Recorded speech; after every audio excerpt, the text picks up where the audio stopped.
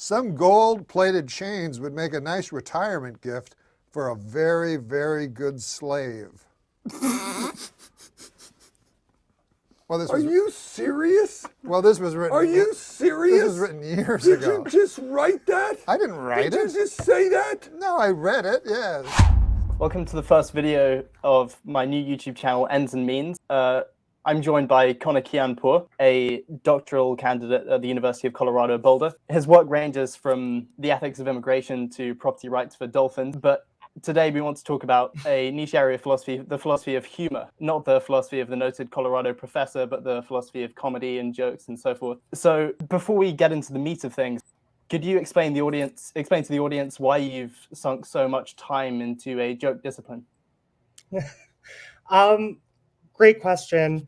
I've always been really fascinated about connections that I've seen between philosophy as a discipline and comedy as an art form. It seems to me that when somebody gets a joke, it's not unlike when somebody gets an argument. And I think that sort of recognition, being present in both sorts of enterprises, is just really, really interesting. And it made me want to think more critically about what makes things funny, whether people are wrong to find certain kinds of things funny, both in the aesthetic sense and in the moral sense. And I think that there are actually a lot of really important and timely issues that philosophers of humor are investigating. So for instance, it seems like every year there's at least one comedian who gets canceled because of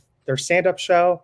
And it's worth asking whether the people who cancel them are justified in doing so, morally speaking. And you should have a pretty good idea of things going on in the philosophy of humor before you arrive at a considered judgment about whether it's appropriate for comedians to be canceled in particular settings. Perfect. So you're known, famous even, for defending a thesis in the philosophy of humor, Comic Immoralism, the view that moral defects can sometimes make jokes or comedic demonstrations more broadly funnier in virtue of their immorality. So could you explain before we begin what you mean by an immoral joke?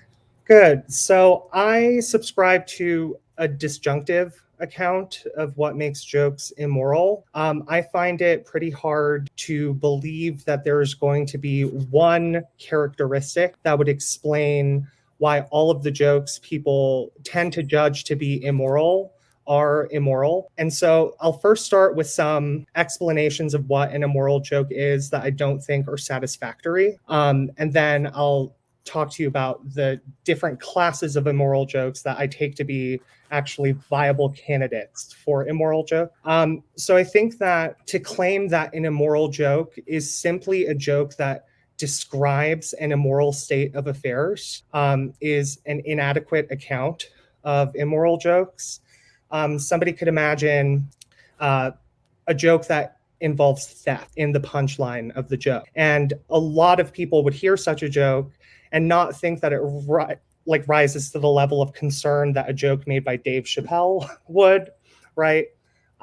So it seems like just describing an immoral state of affairs is not sufficient for latching on to what it is about jokes that people find so aggravating about them when they're immoral. And I also think that to claim that a joke is immoral only if its utterance conflicts with objective moral facts. I think that is a really, really high bar to set for an immoral joke, because oftentimes by uttering an immoral joke, people's bodily rights are not violated. And so it seems like people have responses to jokes that do not do such kinds of wrongs that lead us to believe that they think those jokes are immoral, even though the utterance of the joke doesn't conflict with objective moral facts. So I think that those two accounts of what makes jokes immoral are inadequate. And instead, I think that we should focus on a couple of views about what makes jokes immoral that have some kind of plausibility with a lot of people. So first of all, there are jokes that punch down. So the thought is that Jokes that punch down are jokes that are often told by a member of like the majority group in society, and there are marginalized people who are the subjects of the joke, and the power imbalance between the person telling the joke and the subject of the joke suggests that like the power imbalance that already exists in society between these groups of people would be exacerbated even further. So there's like the punching down and status harms associated with immoral jokes. Also, somebody could just more modestly say that an immoral joke is a joke that causes harm to its listener. And people think that knowingly and foreseeably causing harm is presumptively wrong. So to tell a joke that one knowably and foreseeably could predict would cause harm to some people might betray that they did something wrong. And then finally, somebody might say that somebody who tells an immoral joke, by telling the immoral joke, they're betraying something about their vicious character. So if somebody makes a misogynistic joke, you might think that they made such a joke because they are in some sense a misogynist. And so those are the three sorts of categories of immoral jokes that I'm particularly concerned. Okay, so just to rehash, the two accounts you reject are A, the kinds of jokes that merely refer to an immoral action. So, I don't know, the other day I was arrested for stealing while on the shoulders of 3 vampires. I was charged with robbery on 3 counts. That wouldn't count as an immoral joke, even though it refers to the immoral action of shoplifting. And immoral jokes aren't also jokes whose utterance actually conflicts with moral facts in some way. The kinds you're referring to are the kinds that predictably cause harm or punch down and so on. Have I got you right? Yes. So, yeah. Well, moving on, you have a thesis about these immoral jokes, Comic Immoralism. Could you explain what Comic Immoralism is, and also maybe canvas some of the rival views that it stands in contrast with? Yeah, great. So Comic Immoralism comes in 2 flavors, if you will. The moderate comic immoralist position and the strong comic immoralist position. So the moderate comic immoralist maintains that there are at least some cases in which a moral defect in a joke enhances the amusement value of the joke. So the joke becomes funnier because it's worse, morally speaking, at least sometimes. So that's the moderate part of the moderate comic immoralism position. Strong comic immoralism, by contrast, is a position that Noel Carroll describes as a position that nobody on this side of Satan would defend. And that is the position that I defend. So strong comic immoralism is the view that every time a moral defect is introduced into a joke, the joke is enhanced in terms of its amusement value. So it becomes funnier because it's worse, morally speaking, always. And I'm not committed to the view that strong comic immoralism is like definitively true. Like I don't have a knockdown argument for why I think it's true. But I think that philosophers of humor to date have been very dismissive of the possibility of the position being able to exist. So my defense of it is more so a defense of the possibility of strong comic immoralism not being a totally wholesale crazy view.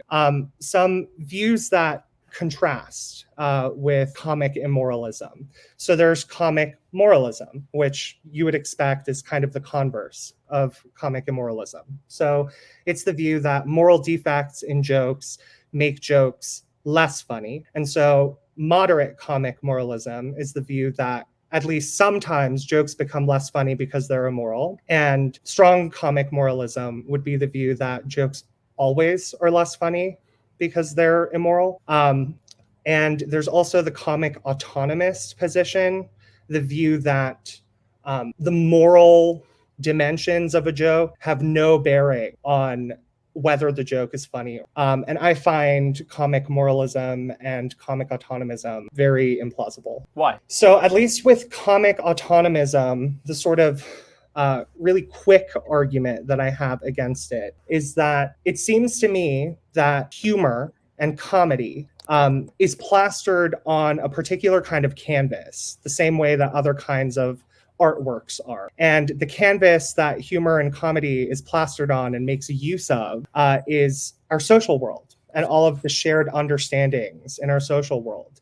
Like, you need to know things about the world in order to get jokes. And it seems highly, highly implausible to me that our social world, filled with understandings of norms of morality and norms of propriety, that never once would a norm of morality or a norm of propriety affect the amusement value of a joke. So that's kind of my like quick sort of attack against the comic autonomist position. And the comic moralist position, my biggest issue with it is that it seems like proponents of comic moralism are confusing their moral judgments about jokes with aesthetic judgment about jokes. And it can be possible for somebody to recognize the aesthetic value in a joke while at the same time recognizing that it's morally problematic. And the people who claim that immoral jokes are always less funny or sometimes less funny because of moral defects in those jokes are treating their moral disgust reaction as though it is an aesthetic disgust reaction. And those two reactions, on my view, are different. But couldn't it be the case that your moral disgust reaction always counteracts the comic amusement reaction that you have, such that every time you're told an immoral joke and you have a moral disgust reaction, that in some way lessens the funniness of the joke? So like that's a mechanism by which the immorality of a joke could make the joke less funny. And if you want to say that, well, that's sometimes true, but in other cases it's made funnier by the moral disgust reaction, you'd have to give some kind of account of why it would be made funnier by the moral disgust reaction. Because on the face of it, it seems like moral disgust and comic amusement are polar opposite emotions, and they're incompatible, and they always weigh against each other. Yeah, that's a great question. So Dong An and Kaiwan Chen, they have a paper in defense of comic moralism, moderate comic moralism. And so their view is that because amusement and negative emotions with high arousal, such as disgust, anger, and offense. Their view is that because these amusement and these negative emotions with high arousal are incompatible with one another, that when somebody experiences moral disgust or anger or offense after hearing a joke, they're incapable of finding the joke funny. And because they're incapable of finding the joke funny, the joke is not funny, at least to them. So the important thing to note about the argument that they're making there is that they assume a particular view about what makes jokes funny. And they assume what I'll call reasons internalism about the aesthetic value of jokes. So they seem to assume that somebody's not being able to find something funny is sufficient for making that thing not funny to them. But I don't think that you have to accept that sort of assumption. You could think that people can be mistaken about what they find funny and what they don't. So Adam Smith, in The Theory of Moral Sentiments, he has like a very, very brief passage where he talks about how somebody might tell a really, really good joke, but you might be in a grave mood. And because of that, you won't laugh at the joke, even though you could recognize that the joke is funny, especially like upon reflection when you're thinking about it later in a better mood. And so that seems to suggest that people can be wrong about what is actually funny. And if that's true, people could be wrong when they take their moral disgust reaction to be conclusive evidence that a particular joke is not funny because the disgust reaction stands in the way. Moreover, I would say that it's really important to bear in mind that the object of humor is amusement, right? So we would expect that the people who could judge jokes the best are going to be people who are capable of being amused. But if somebody is incapable of being amused because they're experiencing moral disgust or anger or offense, then they're in no position to judge the aesthetic merits of the joke. Now, I'm not saying anything about why people should have a taste for immoral jokes. Some people could just not have a taste for immoral jokes, and they do no wrong for not having a taste for that class of jokes. But I think that the thing that they would be doing wrong is if they were to claim that because they were offended by the joke, that the joke is not funny. In fact, I think that the fact that they're offended by the joke reveals that they are in no good position to judge whether the joke is funny. Okay, I think there are a couple of worries some people might have about the methodology here going in.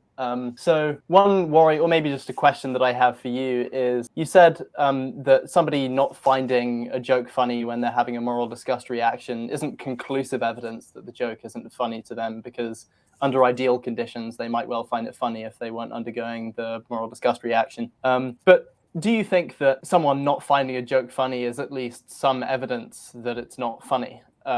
Even if it's not conclusive evidence? Or do you think on this view that it would be no evidence at all? If they're an appropriately aesthetically sensitive individual and they don't find the joke funny, that gives us some insight, right? But if they're the kind of person who makes really bad aesthetic judgments on the regular, then it seems as though they're being offended by that particular joke gives us no insight into whether the joke is funny. Yeah.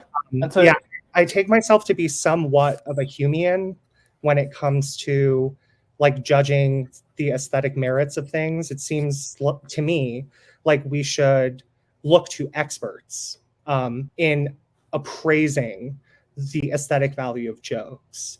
And oftentimes the people who are making the biggest stink about immoral jokes are not experts of evaluating the aesthetic quality of joke. Well, that leads me into the second worry that someone might have. So they'll have a general worry about how do we figure out who the expert is in deciding whether a joke is funny. So suppose I took your approach and ran with it and say, I agree with this. Every time I tell a joke, I'm the only person to find it funny. But that's okay, because I'm the only expert as to whether my jokes are funny. I just so happen to be aesthetically in tune. So, the other day I was in a bookshop elevator and I told a hilarious joke, which was crime in multi-story bookshops, wrong on so many levels. And only one guy laughed. But suppose he had, so he was appropriately aesthetically attuned to the funniness of my joke. But suppose nobody had laughed and I was the only person to find it funny. Would that, could I legitimately say, well, it was funny. I'm just the only expert in the room. And so the fact that nobody laughed isn't necessarily evidence at all that my joke wasn't funny. Yeah, I think that this sort of concern, though, is not just a problem for this position. I feel like it's a problem for any kind of role modeling enterprise, right? So like, how do we determine who the moral experts are? How do we determine, right? So I want to preface my response with that, because I don't think anything that I'm going to say is going to be wholly satisfactory to somebody, but it's worth bearing in mind that these issues crop up elsewhere. And so if they're going to be a decisive refutation of my view, they would likewise have to be a decisive refutation of a whole bunch of other views that people might not want to refute. But I do think that there are some, and I'm giving this more thought as I'm studying these things more.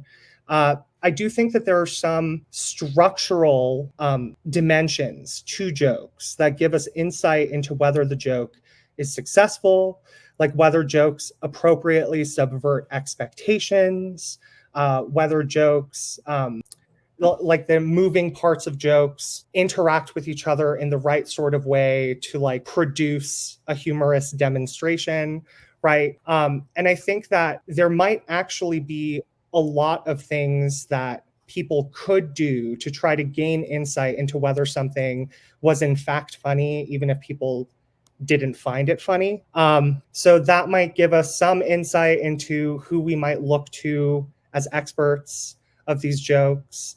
I also think just people who are vastly successful in comedy, they provide us at least a template for like the sorts of things that we might look for in people who might qualify as experts of jokes. Aristotle's many and the wise test when it comes to aesthetic value. So Aristotle basically says that we should look to the experts and then we should look to the masses. We should see what the experts say about a particular work of art and what the masses say about a particular work of art, and split the difference. And we'll figure out like what the best works of art are. I think the same sort of thing could be claimed about humor as well. So yeah, do any of those responses help assuage the concern at least a little bit for you, or no? Yeah, no, they do. So it's just a process of reflexive equilibrium where you're reflecting on things like the structural properties of jokes that tend to be funny, the delivery of jokes that tend to be funny, the tone of voice that tend to make jokes funnier. Then you're doing this expert test where like you're dividing the difference between the people, between the masses and the experts. And so this in principle means that comic immoralism can be falsified by the same test, right? So if we reflect on immoral jokes structurally and we appeal to the experts as well as common people and try and see, okay, do immoral jokes, can jokes be funnier in virtue of their immorality? We could, in principle, find out that, in fact, jokes are never made funnier by being immoral, or at least that they're not always made funnier by being immoral. Yeah, right? And I think a lot of people might be tempted to think that my version of strong comic immoralism is like unfalsifiable. But I think for exactly the sorts of reasons that you say, it could be falsified. And I did want to expand a little bit on why we might have some reason to think that the structural properties of immoral jokes give us some reason to think that they possess aesthetic value that clean jokes do not.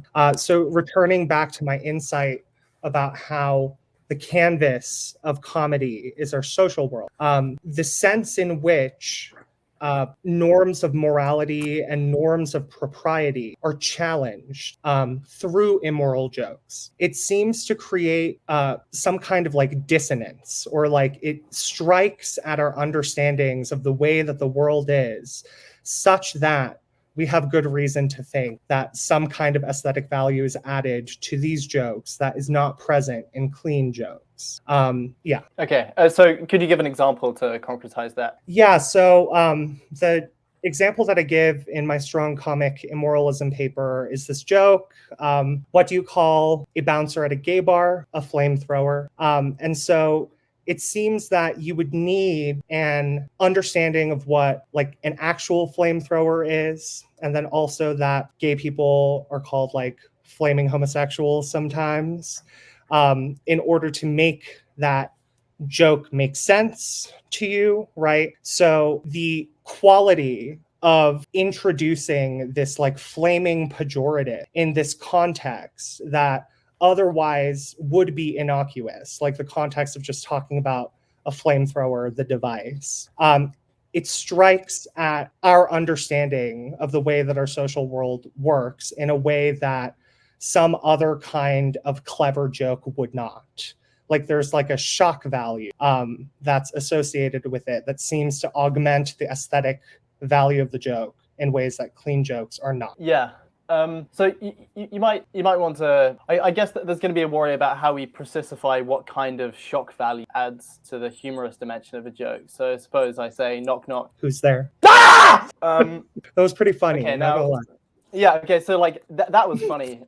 Conceivably, in some possible world, it wasn't funny. But like I mean that really subverted the expectation of what a knock knock joke should be. But like. I don't know. It wasn't that funny. At least it wasn't funny in the way that certain immoral jokes are. And so, you might wonder, okay, like what kind of shock value actually adds to the humorousness of joke, and what kind doesn't? Do you have any thoughts on that? Yeah, it strikes me that the kind of shock value that is produced as a result of recognizing like a deeply held, the violation of a deeply held norm, or the violation of a norm that you know that a lot of other people hold close to them. So those kinds of norms, when they're violated, like the shock value is different in kind than just the shock value of like screaming when people are expecting like a pleasant time. And so it seems like there's some kind of like sophisticated awareness of a particular kind of norm violation that accompanies the shock value, which informs the quality of the shock value. Yeah. Okay. No, that seems plausible. As I was preparing for this interview, I was reading some of the papers around this debate. There's one paper called "In Defense of Comic Pluralism" by Nathaniel Sheridan. Is that right? Okay. And so he suggests an alternative mechanism, which doesn't contradict yours. They could both hold for why immorality could sometimes make a joke funnier.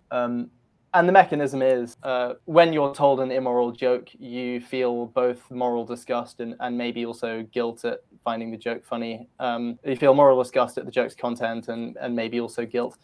But then because of the structural properties of the joke and the way it was told, blah, blah, blah, you also feel amused. And so you have these incongruous emotions, shock, disgust, guilt, and amusement. And because incongruities can often make jokes funnier, it's often thought that a necessary condition for something to be humorous is that it be incongruous in some way. You might think that this incongruity in emotions is itself funny, and so it serves to intensify the funniness of the original joke. What do you make of that? So, like, first, when you sort of introspect, does that seem intuitively plausible that could in fact be why you find the joke funnier? And then maybe empirically, is that right? Could that be right? I do think that there is a problem with saying that one can be at once amused and feel disgust by, like, as a result of the same stimulus.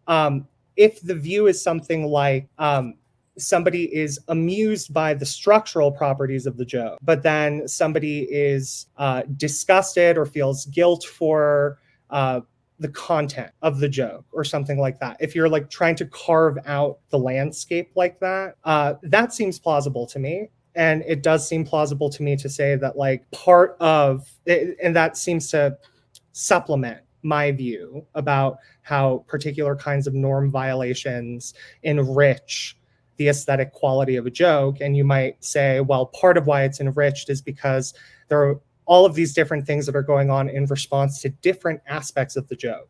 And then the way that those things interact with each other produce incongruities that enhance amusement value. I'm okay with that. But to say that, like, by the entire joke, somebody is both disgusted and amused, the empirical literature, to my knowledge, does not bear that claim out as being a plausible one to subscribe. Okay, yeah. And as I was reading the Sheridan paper, I think he just mentioned in a footnote that although there's empirical evidence against us being able to simultaneously be, say, disgusted generically and find something funny, to his knowledge, to that date, there was no empirical evidence directly bearing on the question of whether one could be morally disgusted and also find something comically amusing. If that's still true, if there is no evidence on that question, do you think that matters, or do you think that the evidence that we can't be generically disgusted and also amused at the same time is enough to rule out the view that things could be funnier because you're both at the same time disgusted and amused? Well, the tricky thing about empirical claims is that they can always be proven not to be true at some other time. So I'm completely open to the empirical literature making different findings that make trouble for my account, and also that might support Sheridan's account better. But yeah, it just seems to me that, like, it just depends on the state of the empirical literature, what is on the table, so to speak, in terms of arguing. Right. Yeah. Okay. So given that it could change, I mentioned this to you before the interview, conditional on this probably false theory of why immoral jokes might sometimes be funnier, I think there's kind of a logically possible alternative account that so far hasn't been talked about. So I wanted to get your thoughts on it.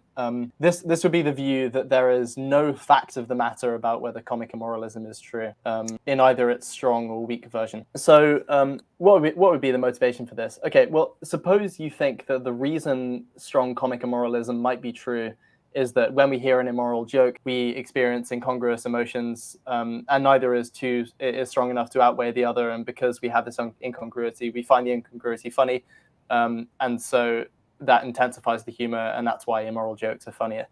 There's a question about whether the emotional reaction to the joke is itself part of the joke, or whether it's a humorous event that's distinct from the joke itself. So suppose I tell an immoral joke and you feel both amusement and disgust.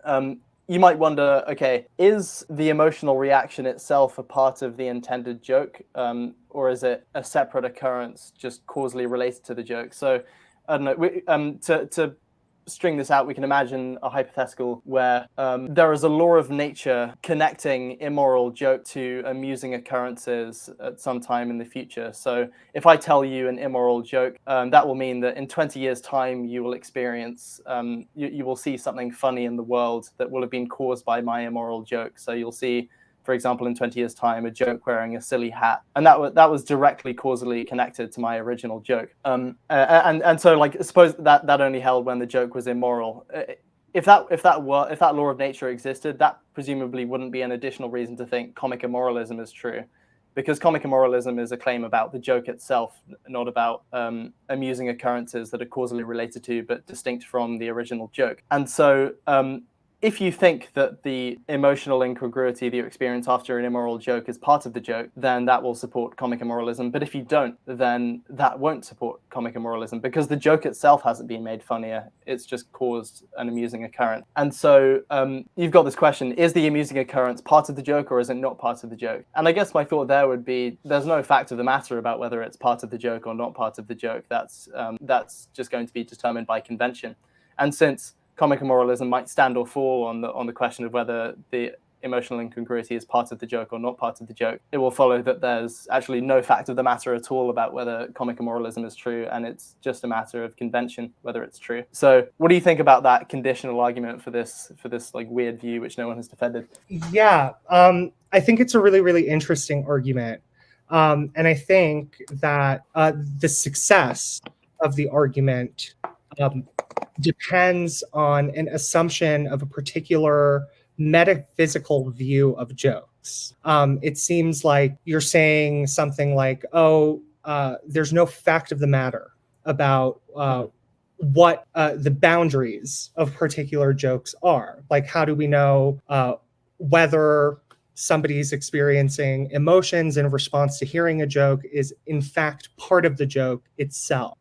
So I'm working on a paper on this issue of like the metaphysics of jokes. It's not fun because I hate metaphysics, but I feel like it's really important for people to think about the metaphysics of jokes, because I constantly encounter people who bring up this sort of like boundary issue when it comes to jokes to make problems for my view and like views that we're talking about in the philosophy of humor. And at least like a preliminary sort of sketch of how somebody might come to understand what the boundaries of jokes are is by deconstructing all of the different parts of jokes and then making modifications to each of the different parts of jokes and seeing if by making the modification, we have the intuition that the joke has changed. So you might come up with a joke and you might break it up into like setup, punchline, joke teller's intention, something like that, right? And then you go through and you'll make a modification to the setup of a joke, or you'll make a modification to the punchline of the joke, or you'll make a modification to the intentions of the speaker of the joke.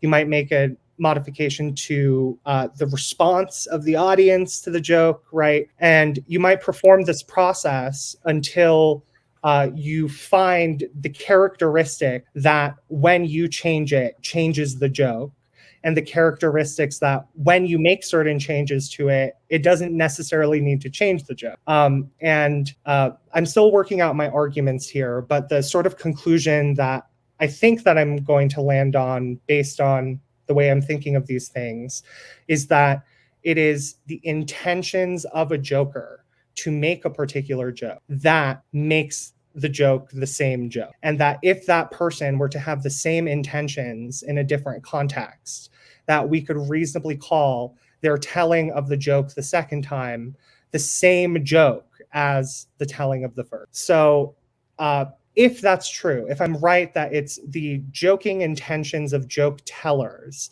that like fix jokes in place and demarcate jokes from other jokes, I don't think that your line of argument would necessarily make trouble for me, because your argument relies a lot on the response of the audience. Right. And so because the response of the audience is not part of their intention, even though they could intend a response, it wouldn't count as part of the joke, right? Correct. Okay. Yeah. And so, yeah, just this is a stupid question about the view, but maybe it's important to blow through it anyway. If I tell a joke and I intend the Eiffel Tower to be part of the joke, is the Eiffel Tower part of the joke, like the actual building, or not? No, so it's like communicative. Okay. It's like intent about the effect that the joke teller wants to have on their audience. I think maybe at this point we should pivot from the aesthetics of immoral jokes to the ethics of immoral jokes. So, I want you to react to the following very crude argument against ever telling immoral joke. You shouldn't say immoral things. Immoral jokes are immoral sayings because it's in the name. They're immoral joke, and so you should never tell immoral jokes. Convinced? Absolutely not. So it seems that it's really important to introduce a distinction between two different modes of communication. So there is a bona fide mode of communication in which when somebody is trying to communicate something, they are trying to communicate things that they sincerely believe. And then there's a non-bona fide mode of communication. And that's a mode of communication like sarcasm, where people are uttering things that they do not in fact mean. And so Simeon Goldstraw has a paper that's going to be coming out with the European Journal of Political Theory that's great, about comedians and censorship. And his argument is very clever and I think very right. So he says there's no question that like there are people that are being harmed in response to particular immoral jokes. But he says it's important to ask who is responsible for the harm.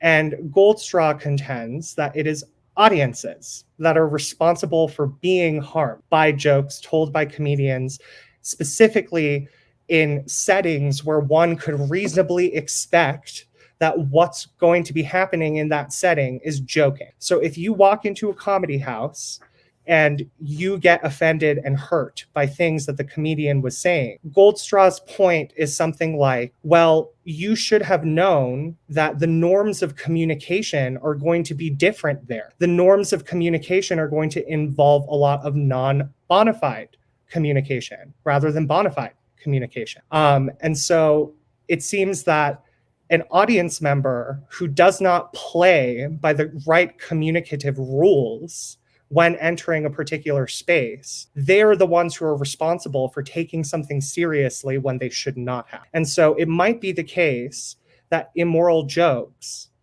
they have these particular sorts of effects that we associate with jokes being immoral. But given the kind of communication that is being used when telling these sorts of jokes, we can infer that nothing serious is meant to be communicated by these jokes, and those who take the joke seriously are themselves the ones who are to blame for the harm that they are experiencing. Yeah. And so on this view, is this true of all professional comedic contexts or just some of them? So it seems like this is very plausible of comedic contexts where there's a sign on the door saying all jokes are allowed, no holds barred.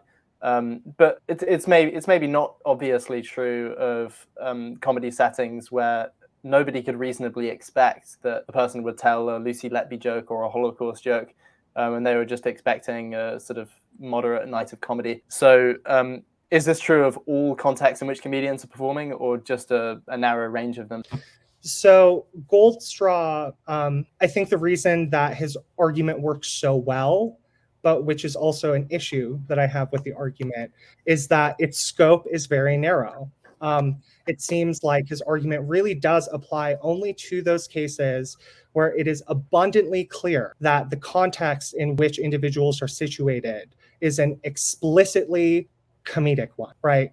And so there might be these gray area cases where you could make claims about people having some kinds of moral responsibilities not to tell or enjoy jokes that are immoral. So I have this argument that I'm working on right now that I think would be a nice addition to Simeon's arguments.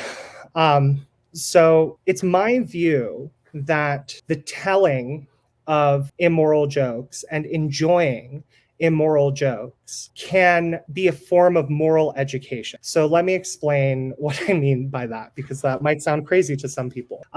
So going back to our discussion about comic moralism and comic immoralism, it's my view that some version of either comic moralism or comic immoralism is going to be true, and that comic autonomism is off the table, per the very brief argument that I gave about the canvas of comedy being our social world. So assuming that either comic moralism or comic immoralism is true, or some combination of both of the moderate versions of those views are true, we have evidence to think that when somebody hears an immoral joke, that the kind of response that they have to the joke is going to provide them with knowledge about our norms, either norms of morality or norms of propriety. So somebody who laughs at an immoral joke, if they know that by laughing at an immoral joke, part of what they could be laughing at is precisely immorality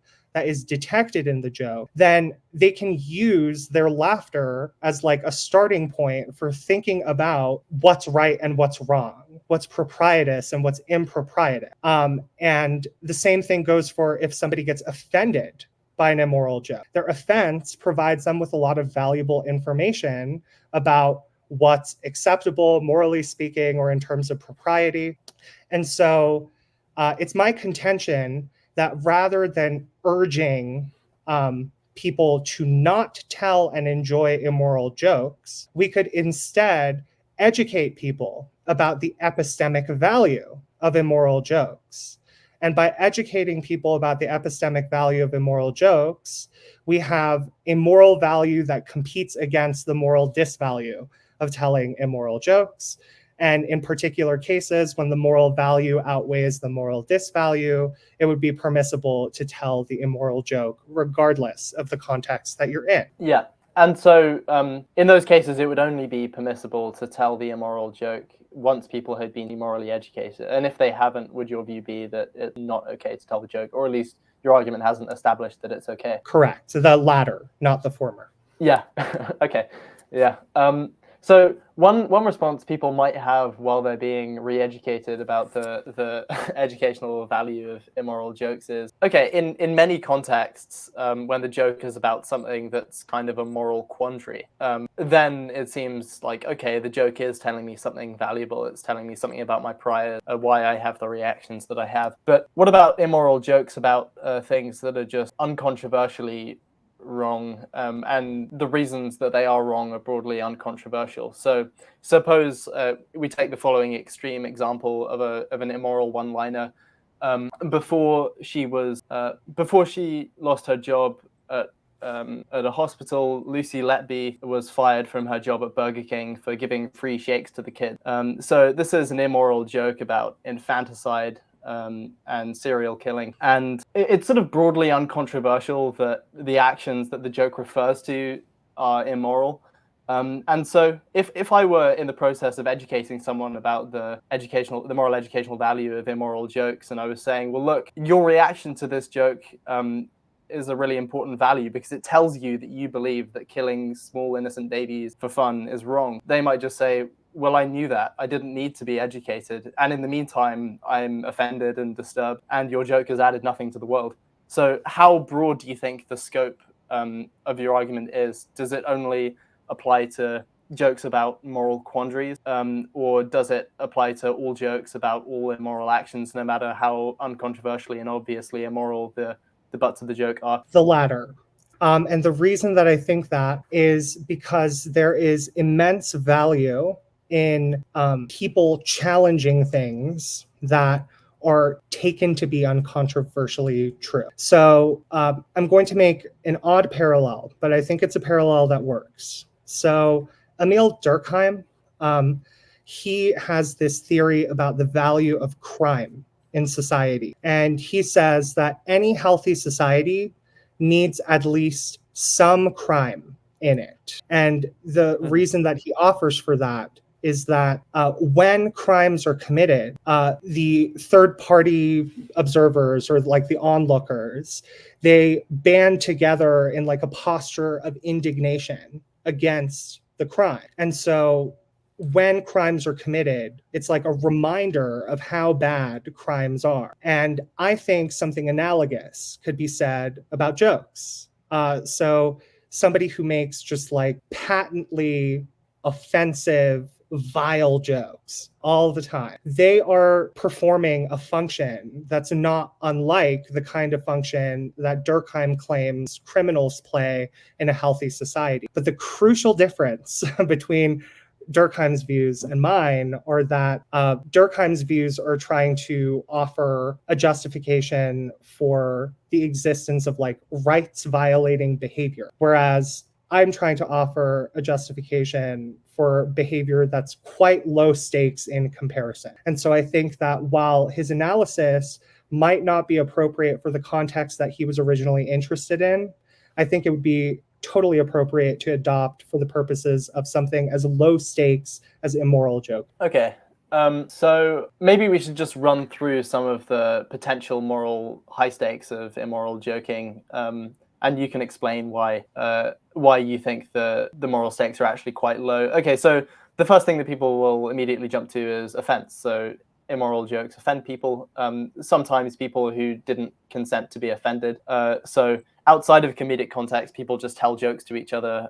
Nobody consented to hearing the joke sometimes. And even with a comedic event, you might just be scrolling through social media and you see a clip which you didn't consent to seeing, of Dave Chappelle saying something that you think is immoral. And so Dave Chappelle has kind of like invaded your Twitter space. You didn't consent to that at all. And now you're offended. And so how much weight do you give to offense when considering whether or not somebody should or should not tell a joke? So there are a couple of different ways I think somebody could offer pushback against that. So I'm going to try a couple of different ways and see what sticks. So my first attempt would be to make an appeal to this distinction between bona fide and non-bona fide modes of communication. And in those cases where the person who was offended by something that is a joke, and maybe they're doctrinaire and they think anything that they don't find funny is not in fact a joke, and that if they don't find it funny, then the person that was talking to them has to be like speaking seriously to them. Like, it seems like the problem is with them for getting offended rather than with Dave Chappelle appearing on their Twitter page and then being the source of the offense, right? So that's maybe one way to address the issue. Another way to address the issue is to talk about the sorts of steps that somebody could take to insulate themselves from hearing such kinds of jokes. And maybe in those cases where, like, let's say you're in a public sort of setting, and let's say you have like a very strong reason to be in that public setting. Maybe you're waiting to meet somebody for an important job interview. And there's somebody in that public space who will not budge, who's just spouting off really, really horrendous jokes that are offending you all the time. If you have like no way of getting out of that situation, I'm quite sympathetic to saying that that person who's making all of those offensive jokes is doing something wrong. But I'm not sure that I would locate the source of the wrong in the telling of the jokes. I would probably locate the source of the wrong in their intentions and what they're using the jokes for. But that's besides the point. But when it comes to like Twitter, you can block people. Like if you see something that offends you and then the same account pops up on your Twitter page and you're offended again, and you just keep getting offended without pressing that block button, it seems like it's more so on you than it is on the person who keeps popping up on your feed for you being offended. So it depends on like how much of an opportunity somebody has to exit from the situation which is offending them. And it strikes me that in many, many cases, people have ways of getting out that they choose not to take. And that makes them culpable for their offense. Okay. And it just still on the offense point, if we zoom in on the case where the person is not in any way culpable for being in the situation where they're involuntarily offended by a joke, how morally important do you think it is whether or not the offense is rational or irrational? So like any other emotion, the emotion can be appropriate or inappropriate. You can be wrong to be angry or wrong to be jealous or wrong to be offended. And so do you think that wrongful offense has zero moral weight, or does it have some moral weight but less than justified offense? Or do you think that suffering is suffering, and so any bad emotion is as morally important as any other? So I don't want to say that like if somebody is unjustifiably offended that there's no like we should offer no moral weight for their offense. I'm very like hesitant to say that.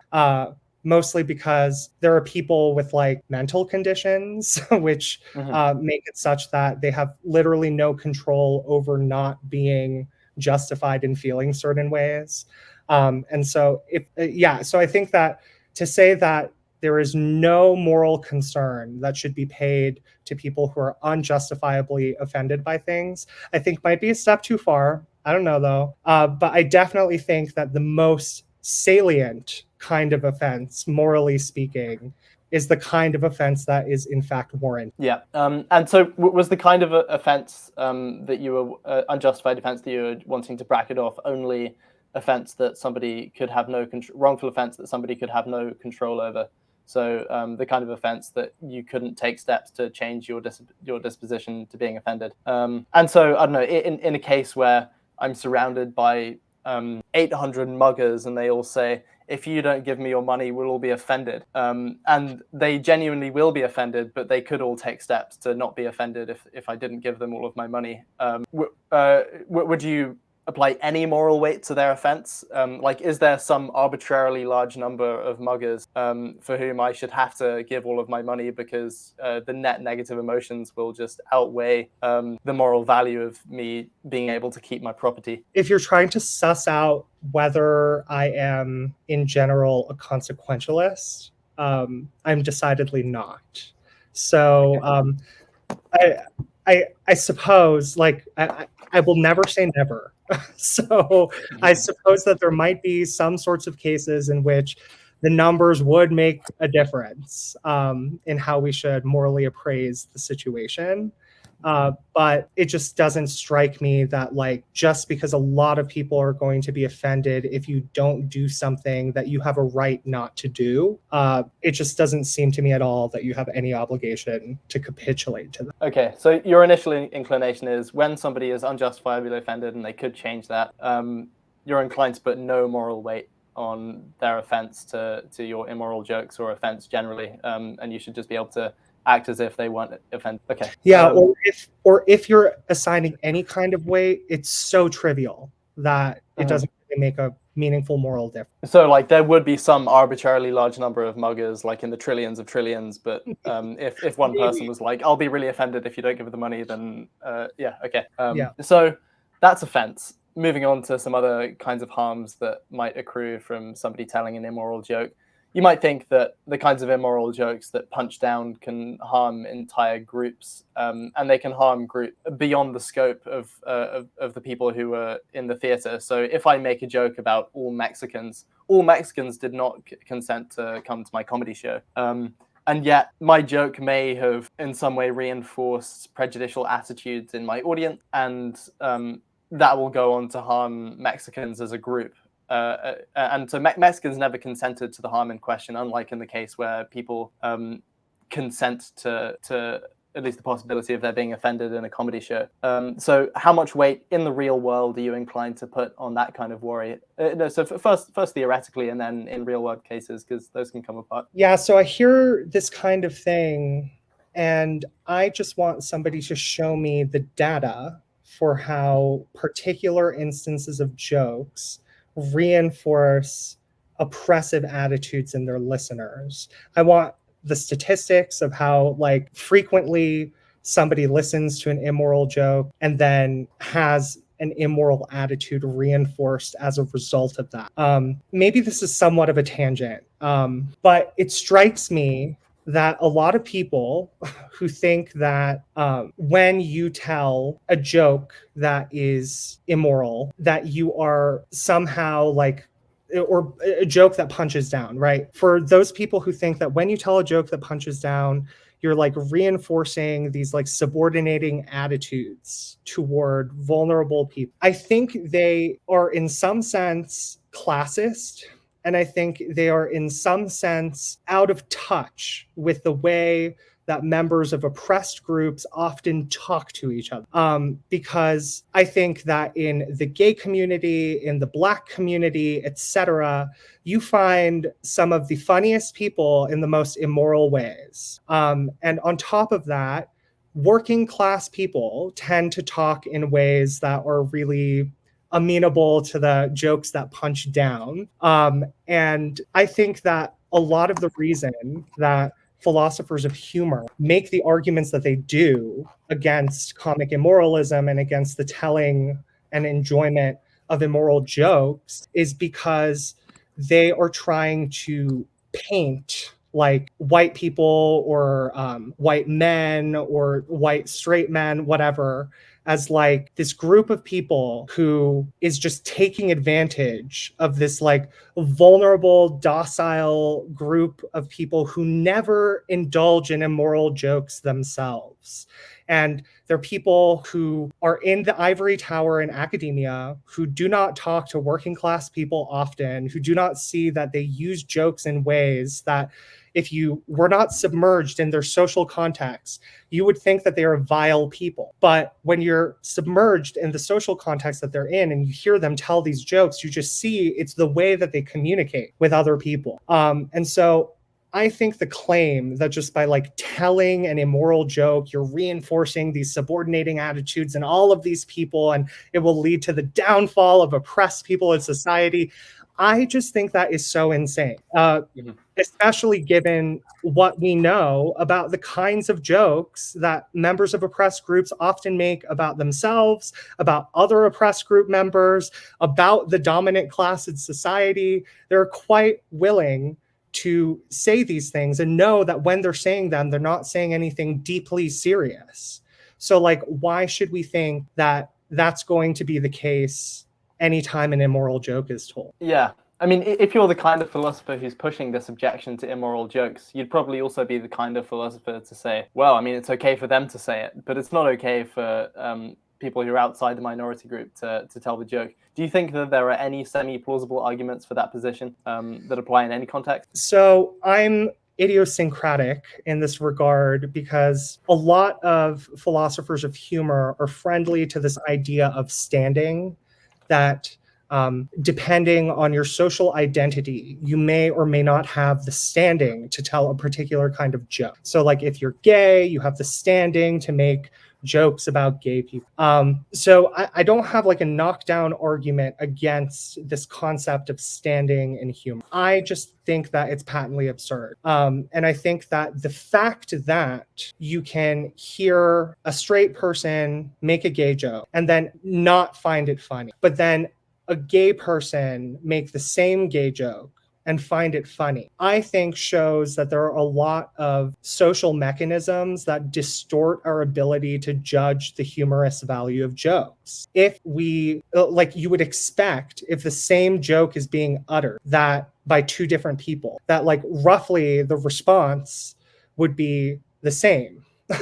But given that people have come up with all of these rules that inform the way that they appraise jokes, it kind of stands in your way of actually recognizing the value of a joke when it's told by an out group member.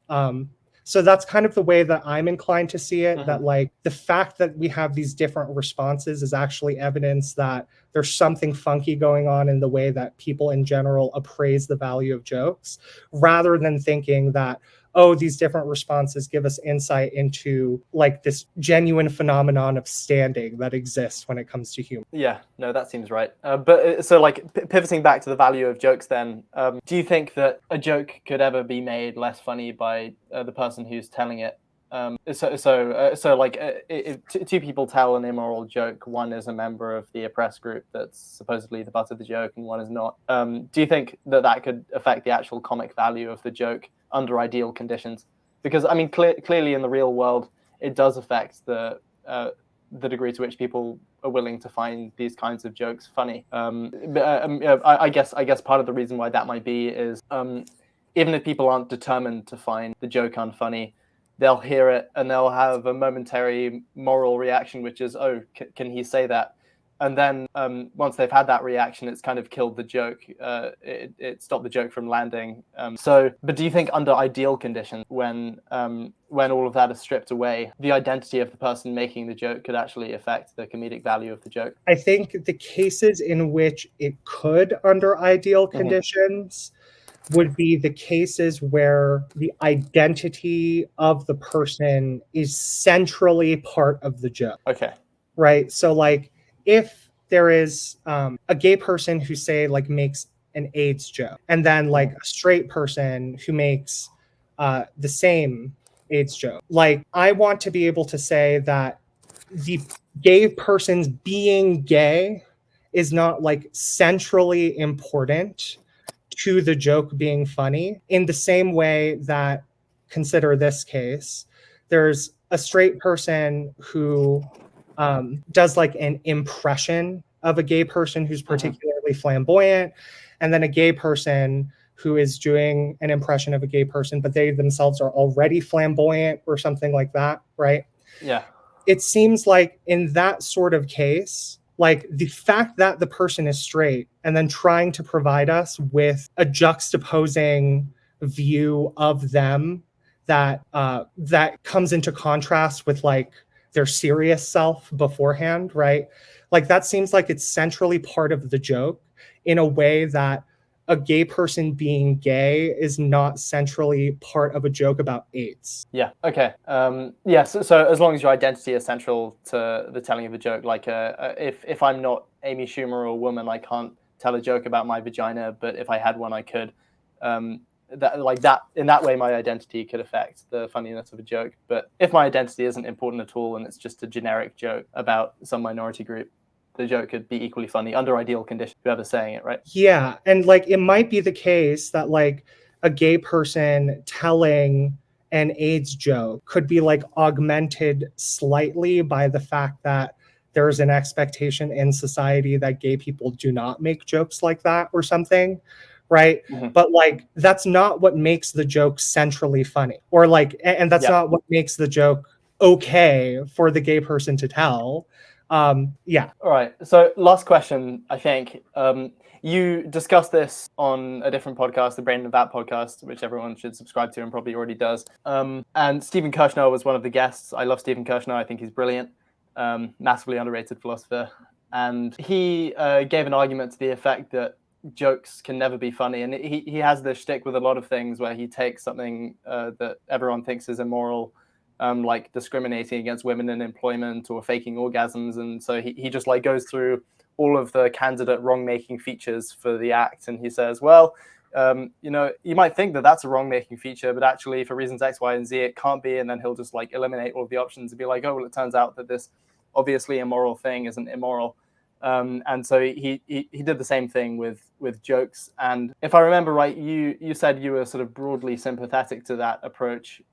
Is it your view that a joke can never be immoral, or do you think that the cases that jokes are immoral are just vanishingly small? Because his position seems to be that jokes are just never immoral to tell. Yeah, I think so. I'm very sympathetic to the view that jokes are never immoral to tell, I really want to believe that. I think I need to like really think about the arguments a lot before I commit to that position.